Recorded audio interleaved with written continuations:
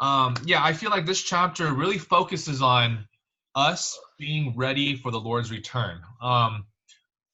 As we were reading in the verses, you obviously we were seeing that the Lord is saying, there's going to be a lot of people coming to lead you astray. There's going to be a lot of things in the coming days in which we might be, discouraged, in which we might be dismayed. There will probably be like a lot of different con men trying to, persuade people to worship them. But we have to realize that all these things are just signifying that the Lord is coming, and so we really have to be watchful and be ready, because the Lord will come like a thief, and he'll come at an hour in which we do not know. So we really have to be ready. So I feel like this chapter can be summarized in this way, but let's go through it anyway, just to pick it apart a little bit. Okay, so just a little bit of a recap from the last two chapters, because I know we didn't read it, but basically in the last two chapters, in a very, very general way, the Lord is basically kind of, I would say he was kind of going back and forth with a lot of the scribes, Pharisees, and Sadducees, basically in a way of just kind of rebuking them for how they're trying to impose their will onto the believers in terms of how to worship the Lord. The Lord is definitely trying to do a new thing the Lord is definitely trying to do a new thing here in the New Testament, but these Pharisees, scribes, Sadducees, they're really trying to still hold on to all the old traditions. So the Lord, I feel like in these last two chapters, really is trying to just,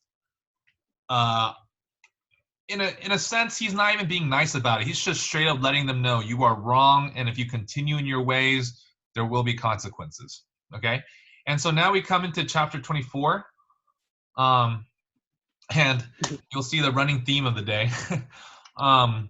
So basically, Jesus basically right off the bat starts off with the destruction of the temple, talking about how in the coming future, Jerusalem will be overthrown. Okay, and I think this is really to show that the Lord is not here. The Lord is really not here for the religious types of ways of worshiping him. The Lord is tired of all the, the kind of the faces that people put on, the kind of the holy duties that people try to put on as an outward facade.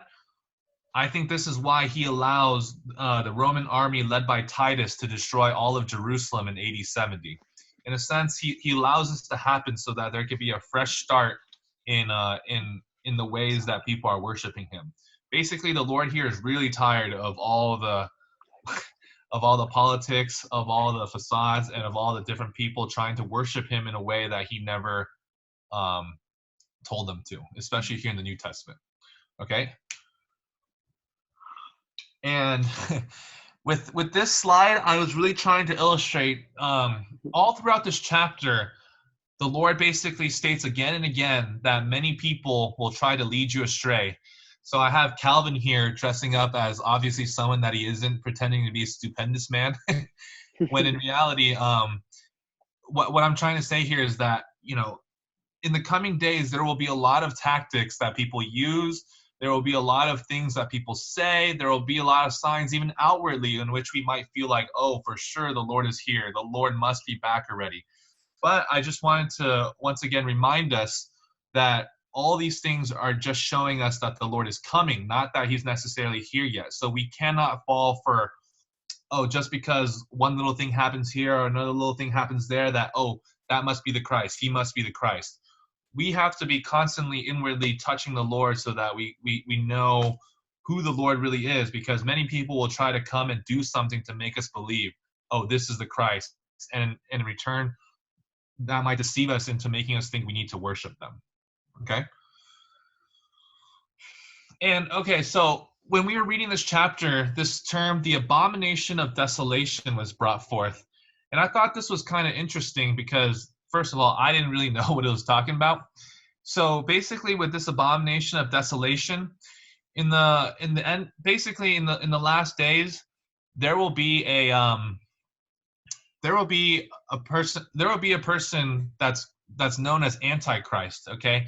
And basically he will set up temples and he will set up idols in temples in Israel.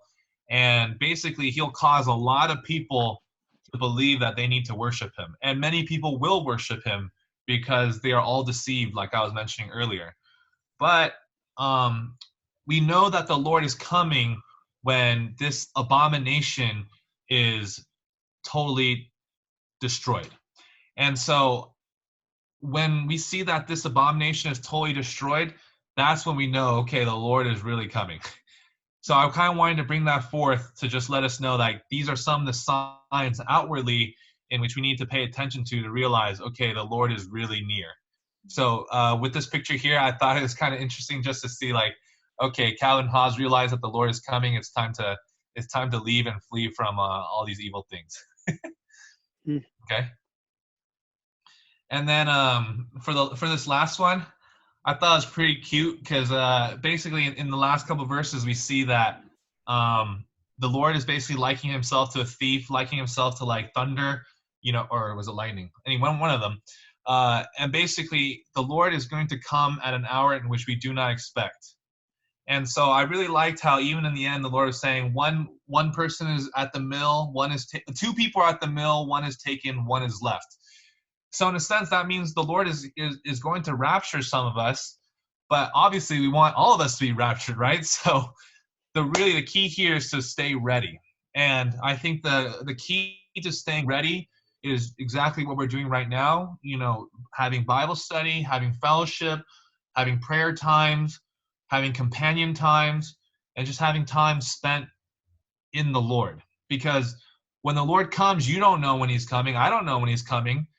So chances are you'll be at your job. Chances are you'll still be studying. Chances are you'll just be doing something ordinary, maybe even playing basketball. Who knows? But it really depends on where our heart is while we do these very normal day-to-day tasks. So I really like this last picture here where it's basically like anything we're doing, we always need to be ready. And we can always be ready by just having by always having a contact with the Lord. That definitely doesn't mean we need to like always be prostrated, praying in our room 10 times a day by ourselves and just hoping that the Lord shows up any second. But that really means in all our normal mundane things, especially now that we're at home all day, it's really good to just learn to invite the Lord. It's really good to just invite the Lord in and just invite him to be with us. Invite him to just do our normal homework together, watch videos together. I mean, the key is learn to invite the Lord into everything that we do. And in this way, we can be ready. Amen. So now we can have some fellowship. I mean, this chapter is really long. So if there's questions, which I think are good for this chapter, please bring them out.